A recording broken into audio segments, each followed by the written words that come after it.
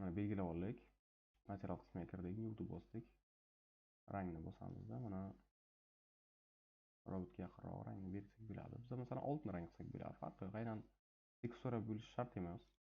Mana bu yerda metallik deb chizsak, mana metallga yaqinroq bo'ladi. Mana yaltiragan metal rangida bo'lib. Xuddi shunday boshqa ko'rinishlarni ham o'zgartirsak bo'ladi.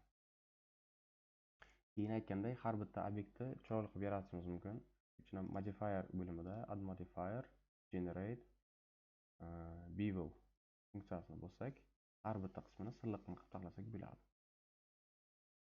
Segmentlarni ko'proq qilamiz. Mana har bitta qismini silliqqina bo'lib, chiroyli bo'la boshlaydi.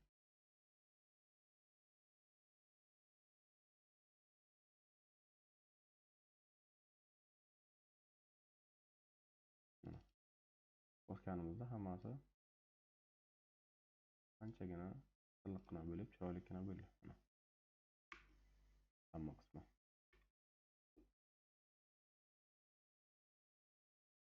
Bizning robotimiz ancha yangiroq bo'ldi bunga nisbatan. Bu eski qolib ketgan robot bo'lsa, bizning yangi robotchamiz bo'ladi. Yangi yaratilgan robotday.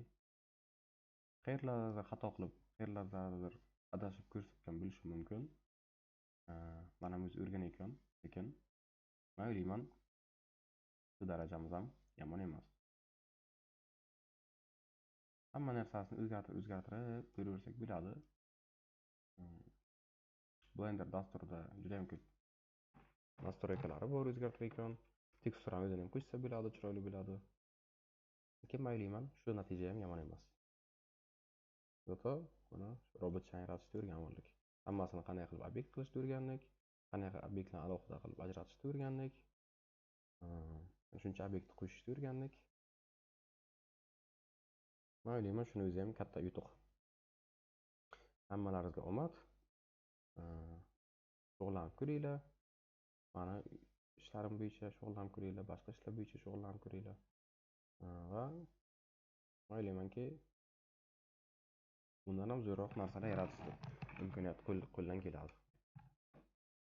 Hammaga omad, hammaga rahmat. E'tibor uchun sog' bo'lasizlar.